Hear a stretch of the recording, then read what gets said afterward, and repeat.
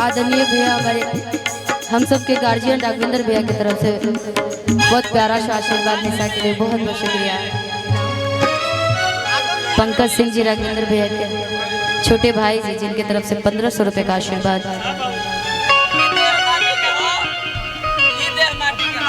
अभय नारायण पासवान जी राघवेंद्र भैया के छोटे भाई की तरफ से। भोला सिंह जी ब्लॉक प्रमुख नहीं सुनाए बिरवार बाड़ी जिनके तरफ से भी 1000 रुपये का आशीर्वाद। बहुत बहुत शुक्रिया। कि जो वेद पढ़े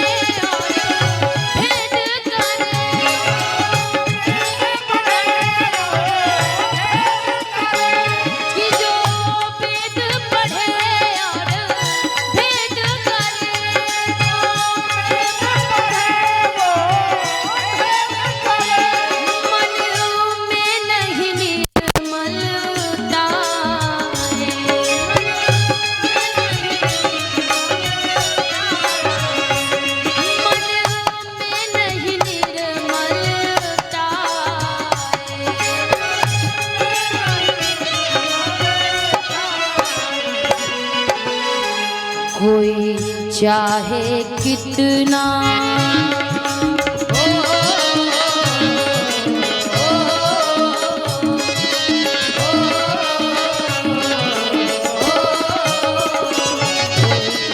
चाहे कितना ज्ञान पढ़े, कोई चाहे कितना ज्ञान पढ़े,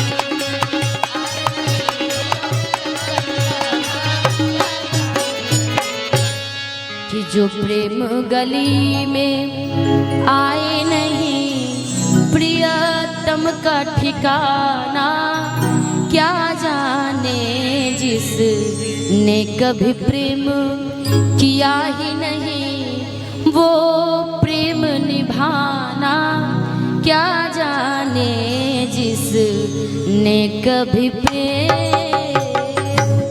बहुत बहुत शुक्रिया।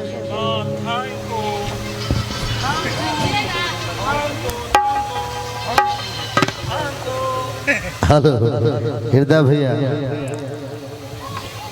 और हम एगो भतीजा के उम्र के बानी, लेकिन देखला में ना लगे।